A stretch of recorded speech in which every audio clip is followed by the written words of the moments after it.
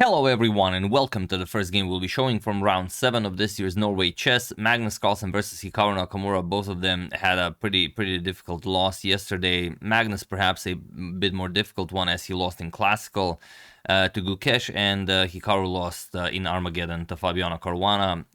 Nakamura had white and Fabi held to a draw with the black piece. It was a pretty crazy game.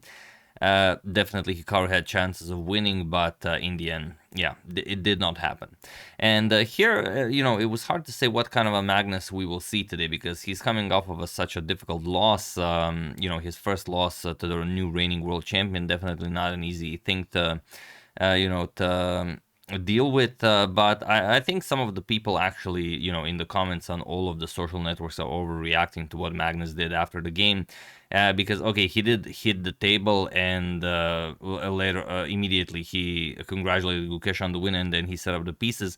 And for those of you who, consider that to be an overreaction, I urge you to go a little bit back in time. I think it was 2003, Linares, where Rajabov with the black pieces defeated Garry Kasparov in Classical, and what was Kasparov's reaction to losing to such a youngster? Okay, Rajabov was 16 back then, but still, if this, what Magnus did, was an overreaction, then what Kasparov did, I mean, yeah, just a thought, I would say.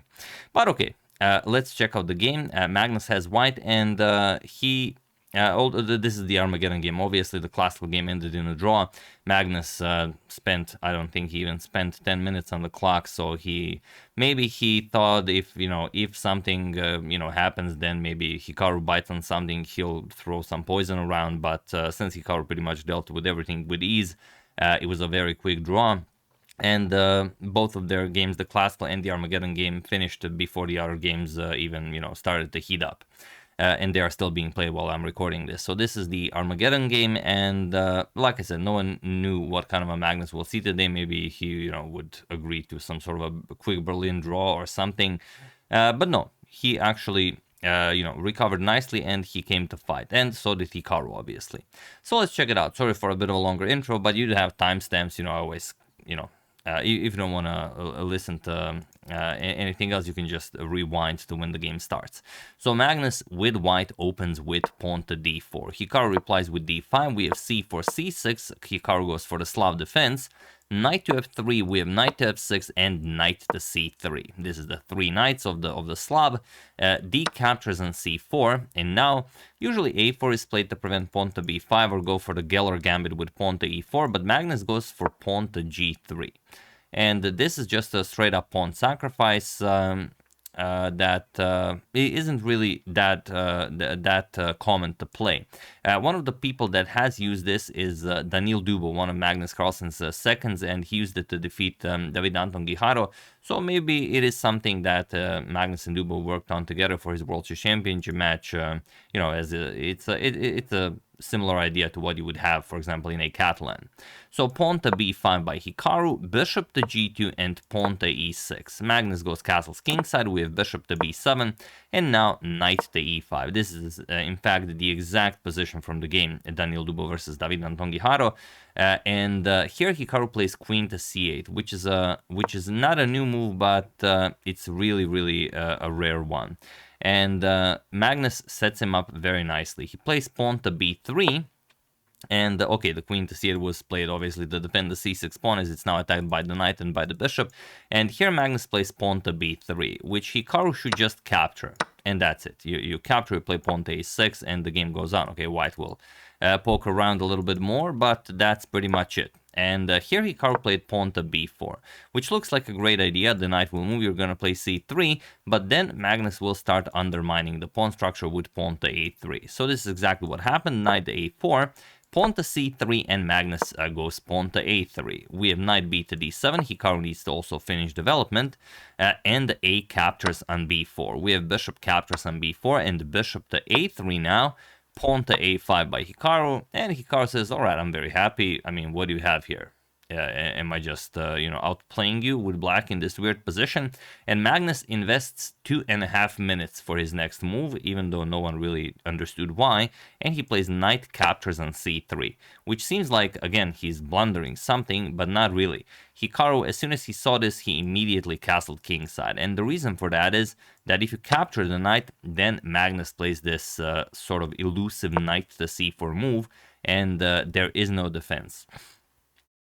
Knight to d6 check is coming, and you can't do anything about that. You cannot castle. The bishop is slicing all the way this on this diagonal, and while you can play king to d8 and still sort of make it possible to play, at this level, there's no saving this. So instead, after knight captures on c3, Hikaru should have played bishop captures on a3 and then castled, but he castled right away. I think he just wanted to, play quickly, so he doesn't spend as much time as Magnus did, like investing 2.5 minutes on a move. But now Magnus plays b captures, bishop captures on b4, a captures, and first knight captures on d7. A nice Zwischenzug where you can't really go after the c3 knight, as the rook on f8 would fall as well. So knight captures, and now knight to a4, and here Magnus just gets full control over the dark squares. c5 cannot be played. If you play c5, even if you just try to sacrifice it to open up the position, you can just capture and then capture on c5. The pawn is nicely defended. Now the queen is coming to d4, the other rook to c1. The pawn is marching forward. This is, maybe you can save it, like I say, if you have the soul of silicon, but not likely.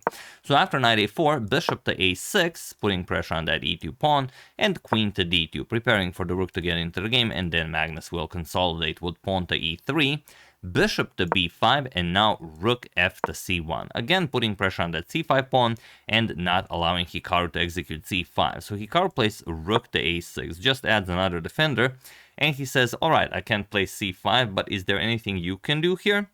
So, okay, Magnus also consolidates pawn to e3. We have queen to a8 by Hikaru, putting more pressure on that a file, but also the queen isn't all that impressive on a8 for the moment. So queen captures on b4. Magnus grabs the pawn, and now knight to b6. Now the knight cannot move or capture on b6, as the rook would capture on a1.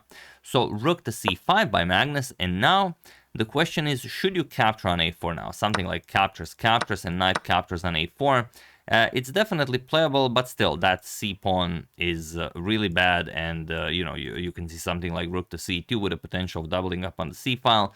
More likely, we'll see something like rook c2 followed by rook to a1, and that c6 pawn will fall at some point. Then e4 d5, you create a passed pawn. And again, very, very hard to defend this position. So Hikaru plays the absolute best move, and that is knight to d5. And Magnus either allows this knight to remain here, and then Hikaru will just have a beautiful piece in the center of the board, or he gives up his Catalan bishop. Bishop captures on d5. It wasn't from the Catalan, but, it's a very, very similar position. I'm calling this the Catalan bishop. We have e captures on d5, and now rook c back to c1. Hikaru strikes with h5, and Magnus goes pawn to h4, not allowing Hikaru to create any chances on the king side. Of course, Magnus wants all the action to be on the queen side. He wants to play against the weak c6 pawn, and then, with time against d5. So rook to e8 by Hikaru, we have queen to c3, and now queen to c8. Hikaru shifting attention to the king side, knight to c5, offering a trade of rooks, and Hikaru goes for it. Rook captures, rook captures on a1, and now pawn to g5. Out of nowhere, Hikaru creates some counter chances. Maybe you could prepare with queen g4, but the engine says even g5 is perfectly fine. H captures on g5 and pawn to h4, just breaking through Magnus's defenses. Magnus says, all right, I also know the basics. The best reply to a flank attack is a central thrust, so pawn to e4, d captures, and now rook to e1, ready to capture on e4 and then go to f6. So queen to g4, defending, and also now pressuring that g3 pawn, and Magnus just goes queen to e3. He also guards the g5 pawn, and Hikaru plays h captures on g3. He opens up the white king's defenses, captures, and now Hikaru goes king g7. Immediately played, he wants to play rook to h8 and then put pressure on Magnus's king. Magnus does the same, king to g2, and now Hikaru there are a couple of nice ways you could play this. You could go something like rook to d8, you could go queen to f5, or you could go even queen f3 check right away. Point is that after captures, you cannot capture the pawn as the rook would hang. So you'd have to play king f2 and then something like bishop to e2. And it looks very nice, even, you know, quite manageable, but at this time format, you know, less than a minute and a half for the players, you know, knights are very tricky bastards, and maybe this would be the wrong way to go. So Hikaru goes for the attack. Rook to h8. We have queen captures on e4 by Magnus, and Hikaru now goes for queen to h3, which is not the best move here. You should either capture, for example, captures, and then, okay, it's not the best. You're down 2 pawns, but, you know, you play, or you just capture on g5. Then you're down 1 pawn, and if queen to e5 check, okay, you trade, captures, you're down 1 pawn, and you can play this. But after queen to h3 check, which seems like it's not that bad, I think Hikaru rushed in because he felt that Magnus, you know, as yesterday, will succumb to time pressure. He prepared after king to f3, bishop to f1, and now he wants to play bishop to g2 and just win Magnus's queen, but Magnus was not impressed. He just plays king to f4. Not weirded out at all by yesterday's king march. He just goes boldly forward, and even though there's a bishop, queen, and the rook here, there's nothing you can do to that white king. So Hikaru plays queen to h2 with a very cool threat, actually. If you play rook captures on f1, which seems like a hanging bishop, then you have rook h4 check, and the g-pawn is pinned, so the queen will fall. But even with this, for example, king e5, you're going to play captures. This is not that bad for white. It's, you know, the engine says it's dead equal, but yeah, I mean, if there's a knight, there's a way. So after queen to h2, Magnus just moves the queen to e5 check. Now rook to h4 will not be coming with such a threat. And after Hikaru moves king to g8, now Magnus just enjoys a nice juicy free bishop on f1. So rook captures on f1. King to g2 going after the rook, and here Magnus just played rook to a1, and he was in this position on move 40 upon reaching time control that Hikaru Nakamura resigned the game, as there is nothing more to be done here. Whatever you play, rook to a8, check is coming, and that's all there is to it. You can give one check, queen to d2, but Magnus would just boldly march forward, as, I mean, there's really nothing to do there. And after queen to f2 check, king g4, and that's it, no more checks. Now, either rook to a8 check followed by rook to h8 checkmate, or you go king h7, and then you can either go rook to h1 back check, or you can even play the cooler variation, which is pawn to g6, and then, okay, if you capture, then rook to a7 check. And if king captures, then you have queen to g5 check, and only then after rook h7 you're going to give a nice check. Black will have to interpose with the queen, and then captures on h2, and that's it. It would be a very, very quick checkmate. So after rook a1, Hikaru resigns, and Magnus wins a very, very nice Armageddon game. We know, I'm just going to show you the standings from yesterday. So these were the standings from yesterday, and now as Magnus has won his match, he's now currently leading the tournament. But okay, other games are still played in classical time format. So if Gukesh, Arjun, Fabi, or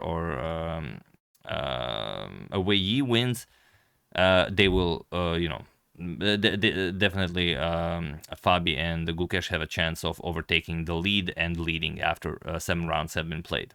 But yeah, very nice, you know, comeback by Magnus. Like I said, no one had any idea of how Magnus would play, whether he would just, you know, lash out or, you know, play something crazy. But no, he just casually drew the classical with white, and then, you know, he played a nice game. You know, I kind of think that it was something that he developed with Daniil Dubov, but who knows? It was, you know, always, I mean, Magnus and Dubov just play these Catalan positions so well.